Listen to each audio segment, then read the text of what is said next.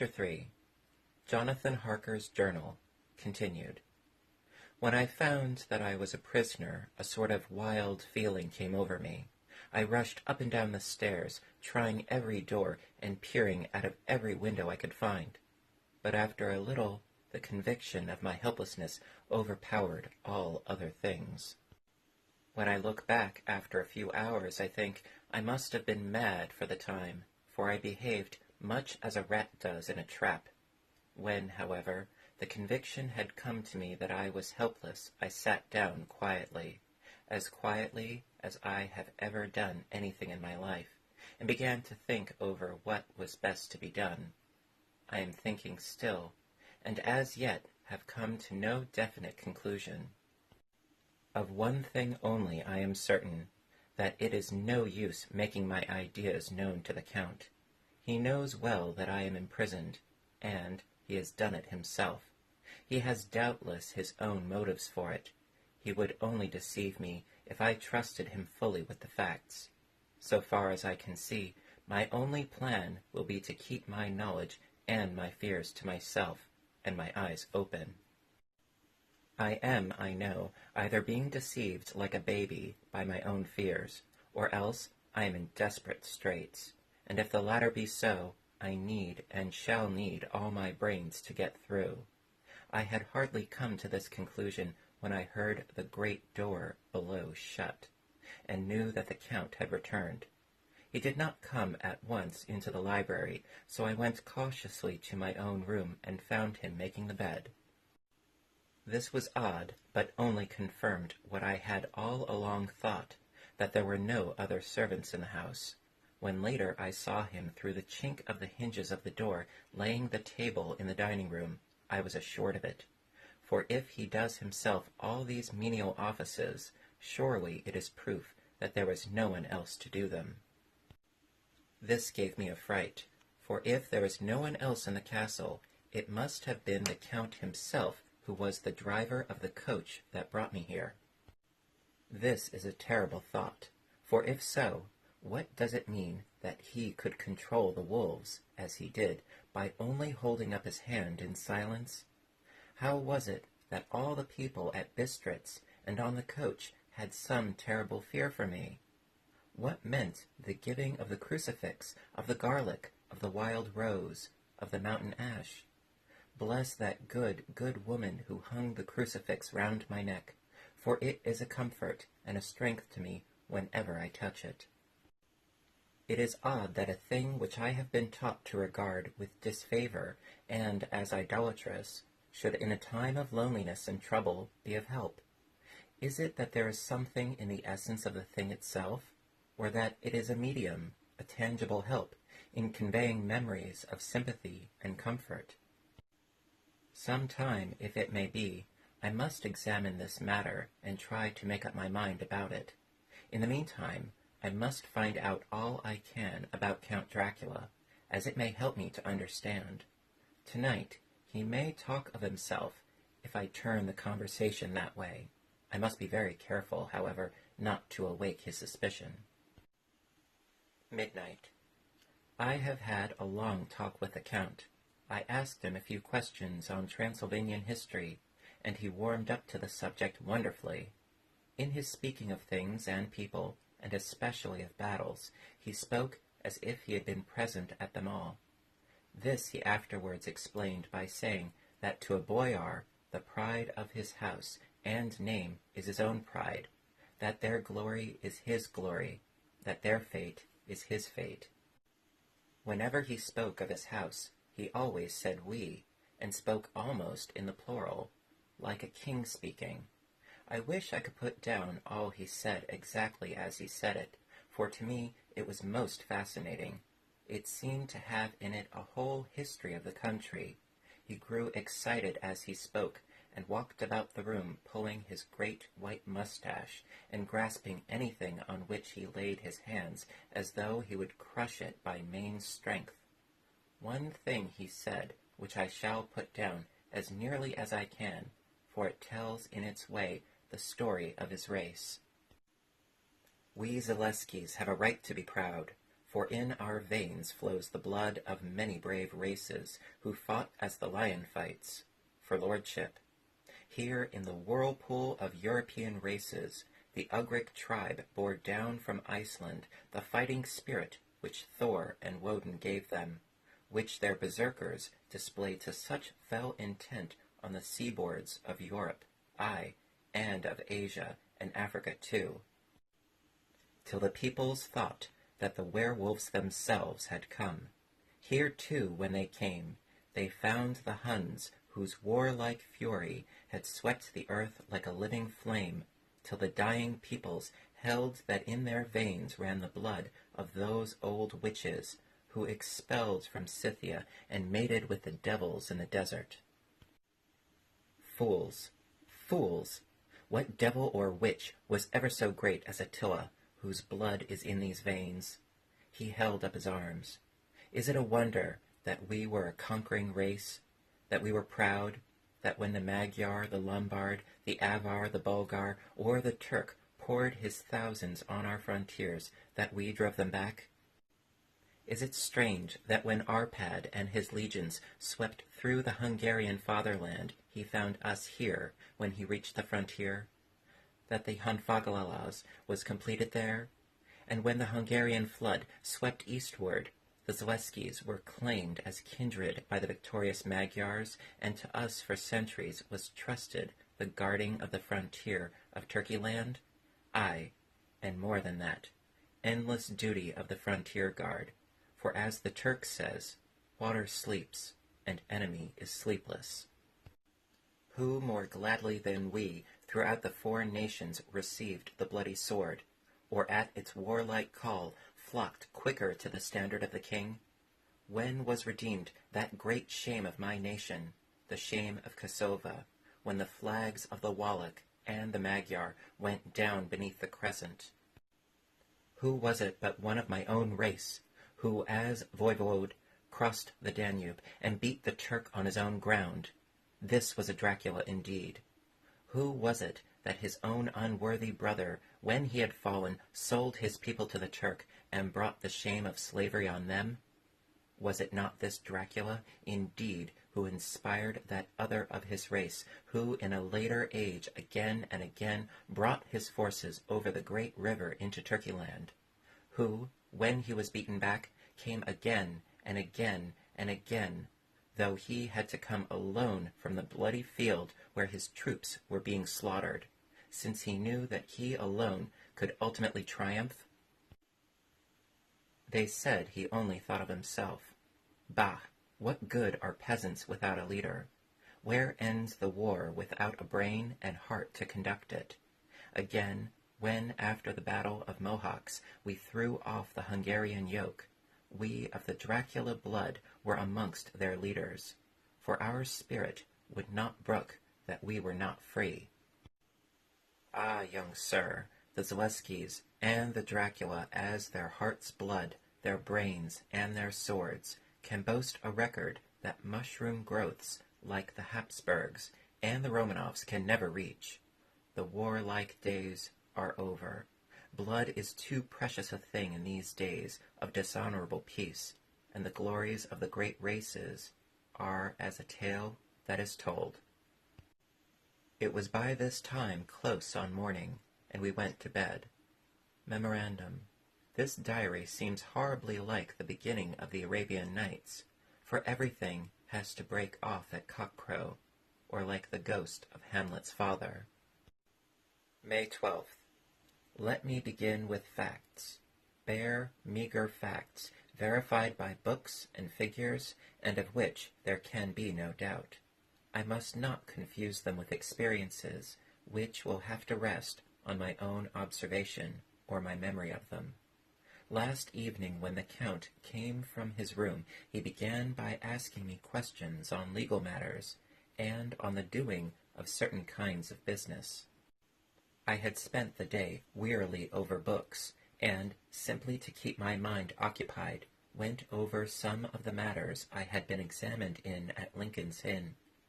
There was a certain method in the Count's inquiries, so I shall try to put them down in sequence. the knowledge may somehow or sometime be useful to me. First, he asked if a man in England might have 2 solicitors, or more. I told him he might have a dozen if he wished, but that it would not be wise to have more than 1 solicitor engaged in one transaction, as only one could act at a time, and that to change would be certain to militate against his interest. He seemed thoroughly to understand, and went on to ask if there would be any practical difficulty in having one man to attend, say, to banking, and another to look after shipping, in case local help were needed in a place far from the home of the banking solicitor. I asked him to explain more fully, so that I might not by any chance mislead him. So he said, "I shall illustrate. Your friend and mine, Mr. Peter Hawkins, from under the shadow of your beautiful cathedral at Exeter, which is far from London, buys for me through your good self my place at London. Good. Now here let me say frankly, lest you should think it strange that I have sought the services of one so far off from London instead of someone resident there, that my motive was that no local interest might be served save my wish only, and as one of London resident might, perhaps, have some purpose of himself or friend to serve, I went thus afield to seek my agent, whose labours should be only to my interest. Now, suppose I, who have much of affairs, wish to ship goods, say to Newcastle, or Durham, or Harwich, or Dover. Might it not be that it could with more ease be done by consigning to one in these ports?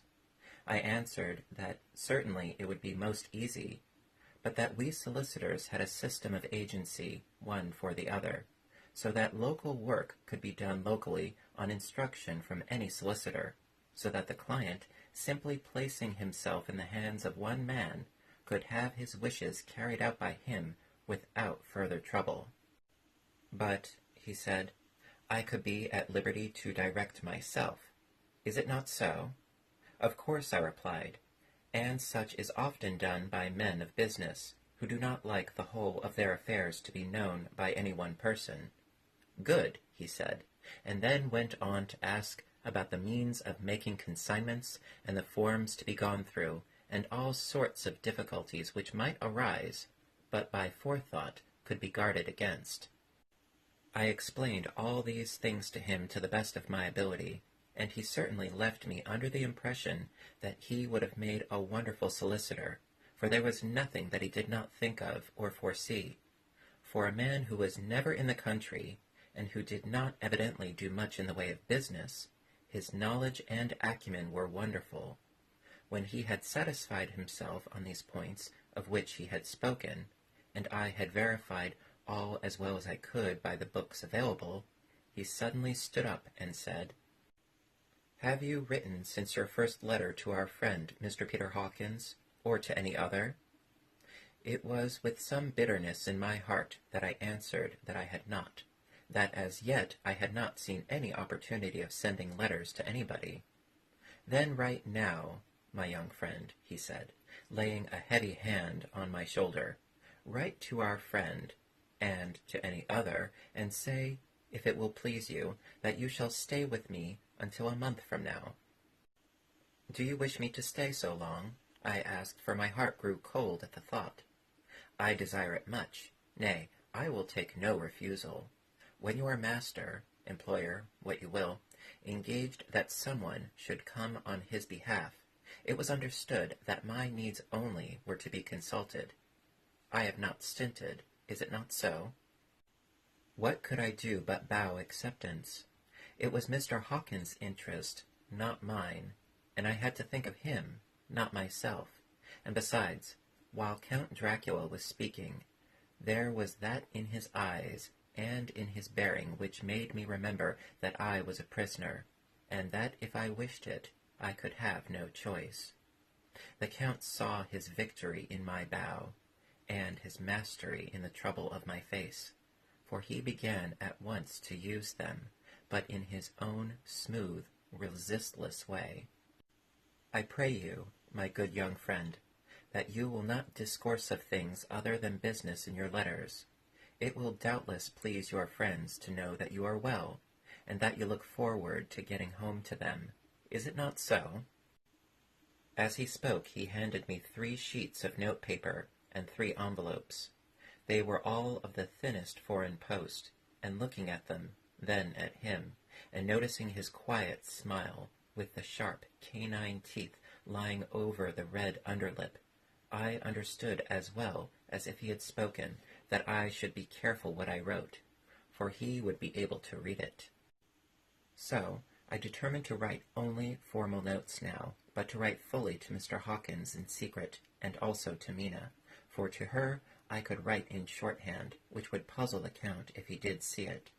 When I had written my 2 letters, I sat quiet, reading a book whilst the Count wrote several notes, referring as he wrote them to some books on his table.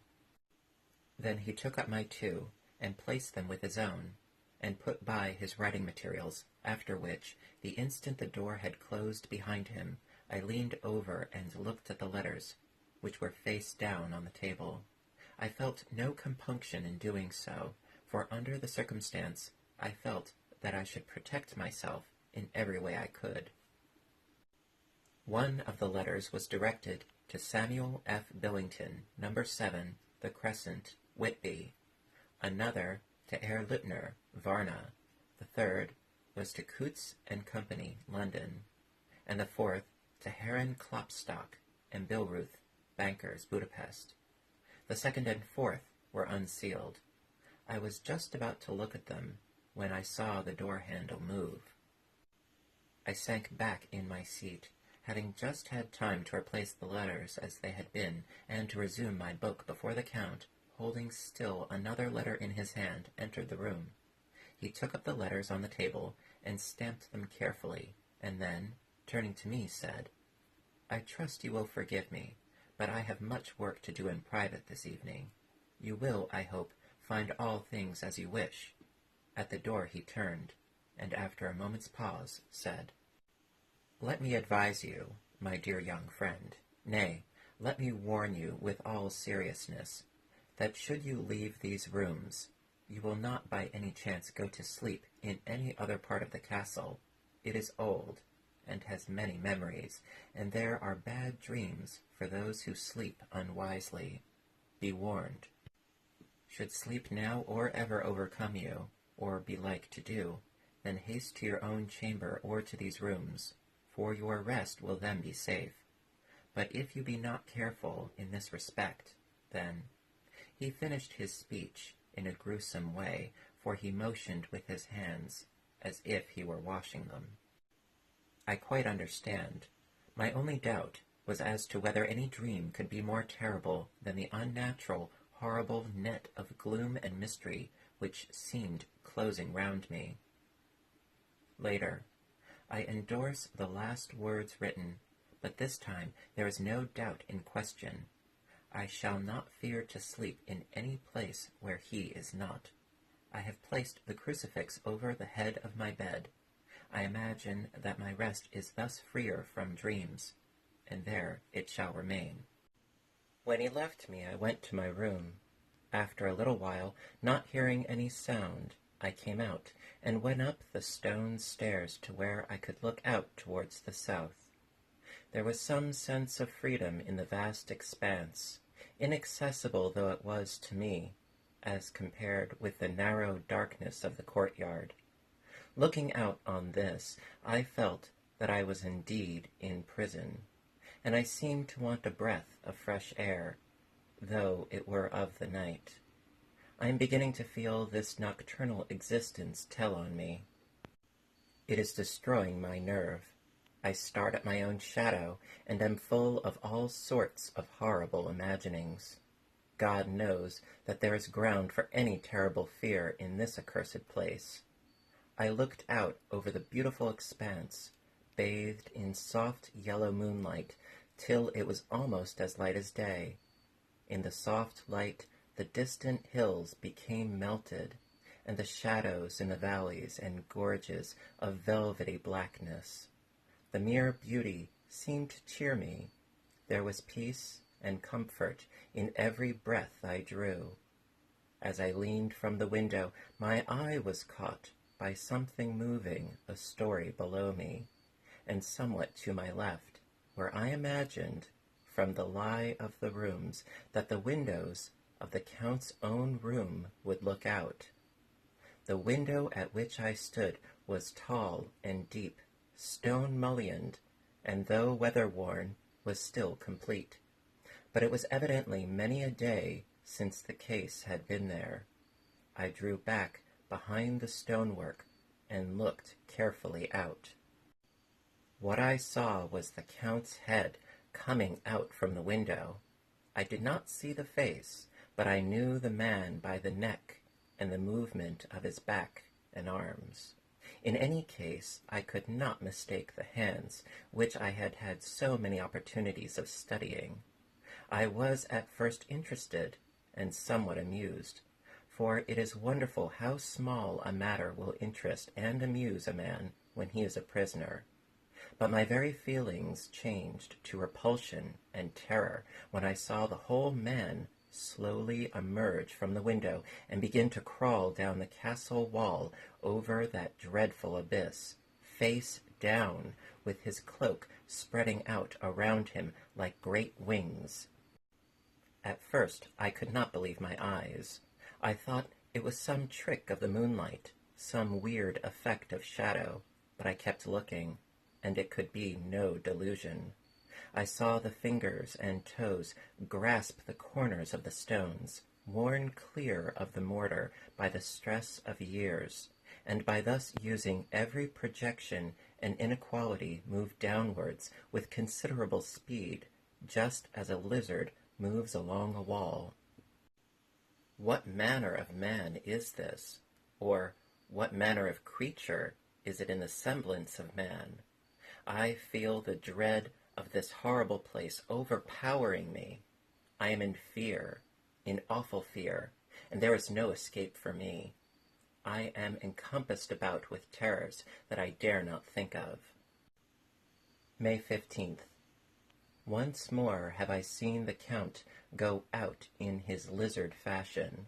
He moved downwards in a sidelong way, some 100 feet down, and a good deal to the left. He vanished into some hole or window.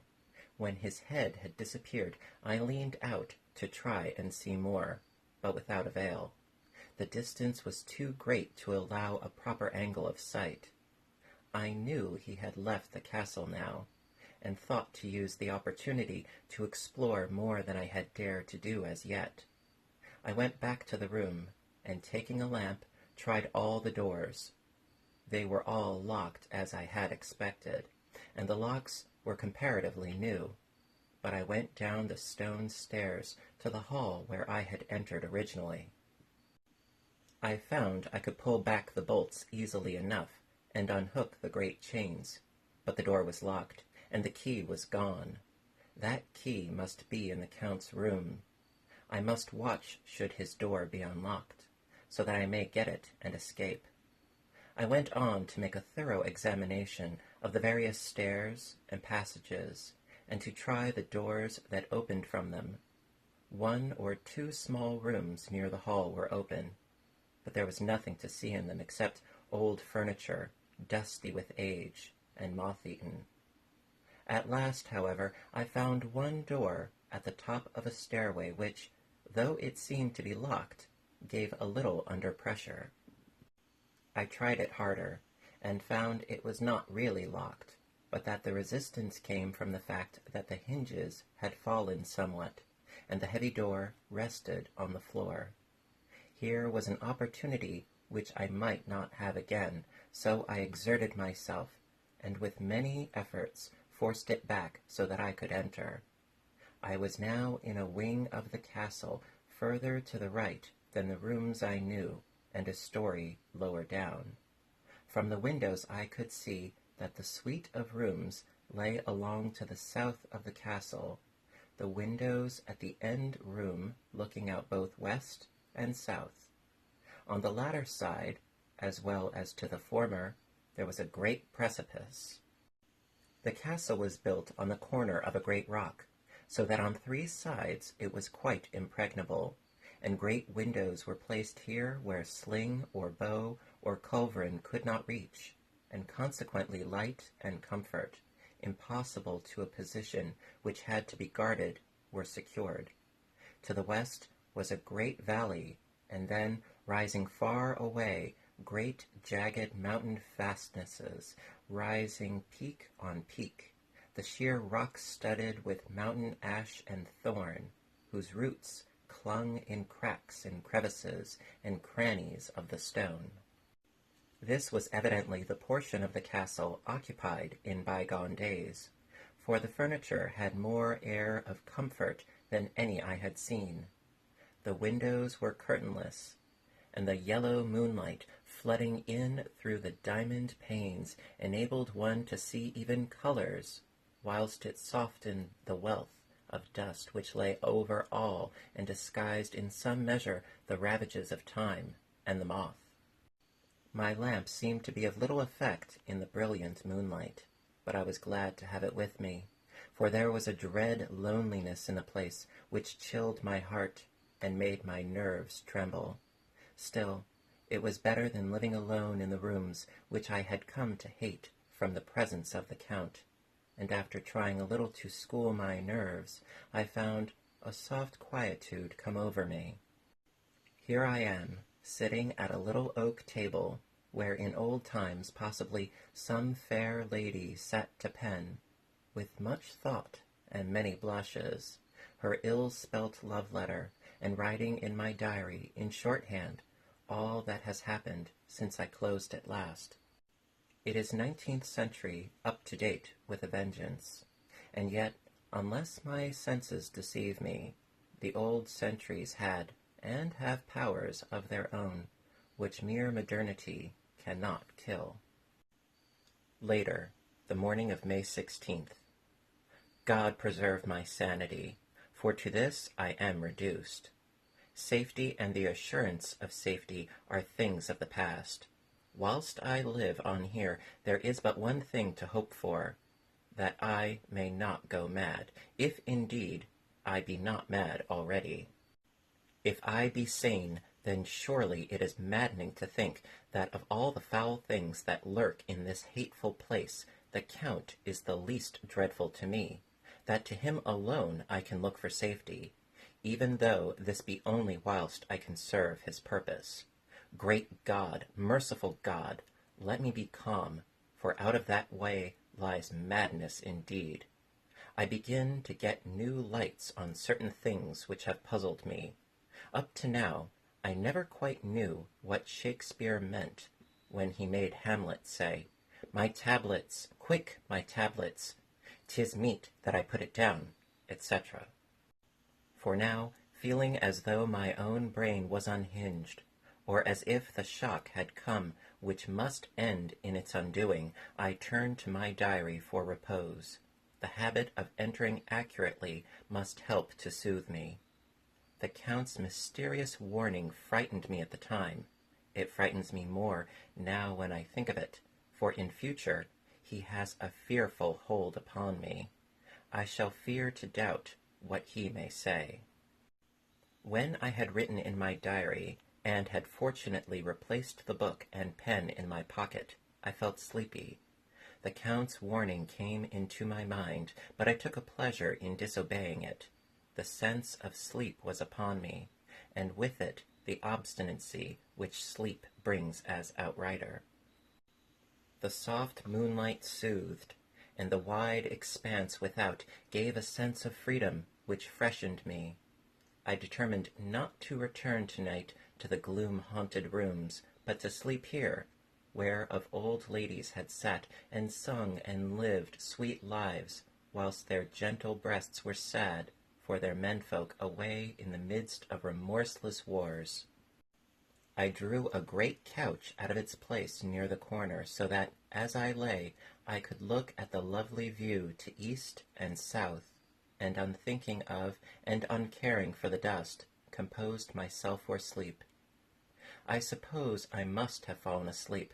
I hope so, but I fear, for all that followed was startlingly real, so real that now, sitting here in the broad, full sunlight of the morning, I cannot in the least believe that it was all sleep. I was not alone. The room was the same, unchanged in any way since I came into it. I could see along the floor in the brilliant moonlight my own footsteps marked where I had disturbed the long accumulation of dust.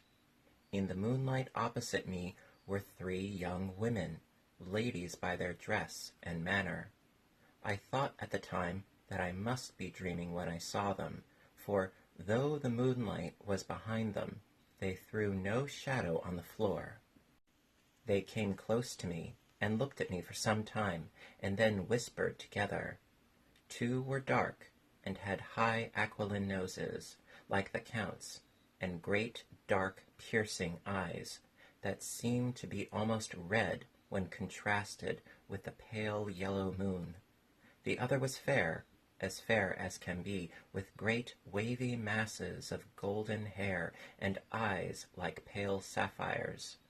I seemed somehow to know her face, and to know it in connection with some dreamy fear, but I could not recollect at the moment how or where.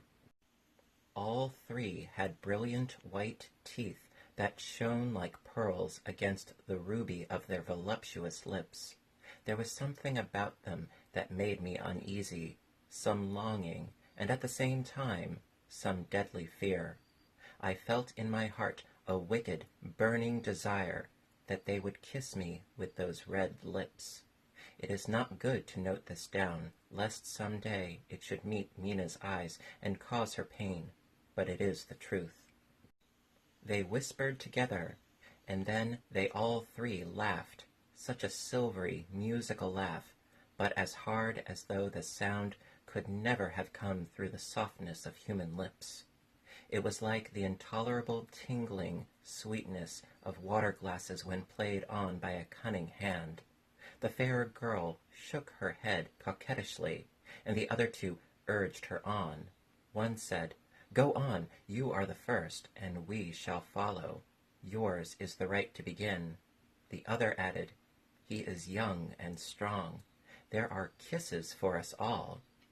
I lay quiet, looking out under my eyelashes in an agony of delightful anticipation.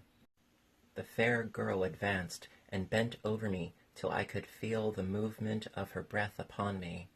Sweet it was in one sense, honey-sweet, and sent the same tingling through the nerves as her voice, but with a bitter underlying the sweet, a bitter offensiveness, as one smells in blood. I was afraid to raise my eyelids, but looked out and saw perfectly under the lashes. The fair girl went on her knees and bent over me, fairly gloating. There was a deliberate voluptuousness which was both thrilling and repulsive, and as she arched her neck, she actually licked her lips like an animal, till I could see in the moonlight the moisture shining on the scarlet lips and on the red tongue as it lapped the white, sharp teeth. Lower and lower went her head as the lips went below the range of my mouth and chin and seemed about to fasten on my throat. Then she paused, and I could hear the churning sound of her tongue as it licked her teeth and lips, and could feel the hot breath on my neck. Then the skin of my throat began to tingle as one's flesh does when the hand that is to tickle it approaches nearer, nearer. I could feel the soft, shivering touch of the lips on the supersensitive skin of my throat, and the hard dents of 2 sharp teeth just touching and pausing there. I closed my eyes in a languorous ecstasy and waited with beating heart. But at that instant another sensation swept through me as quick as lightning. I was conscious of the presence of the Count, and of his being as if lapped in by a storm of fury. As my eyes opened involuntarily, I saw his strong hand grasp the slender neck of the fair woman, and with giant's power draw it back. The blue eyes, transformed with fury, the white teeth champing with rage, and the fair cheeks blazing red with passion.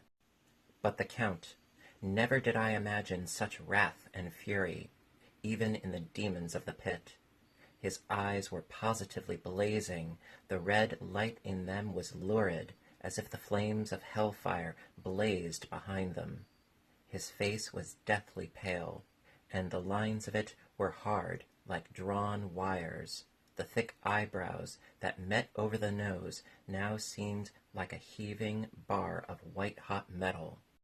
With a fierce sweep of his arm, he hurled the woman from him, and then motioned to the others as though he were beating them back. It was the same imperious gesture that I had seen used on the wolves. In a voice which, though low and almost a whisper, he seemed to cut through the air and then ring round the room, he exclaimed, "How dare you touch him, any of you?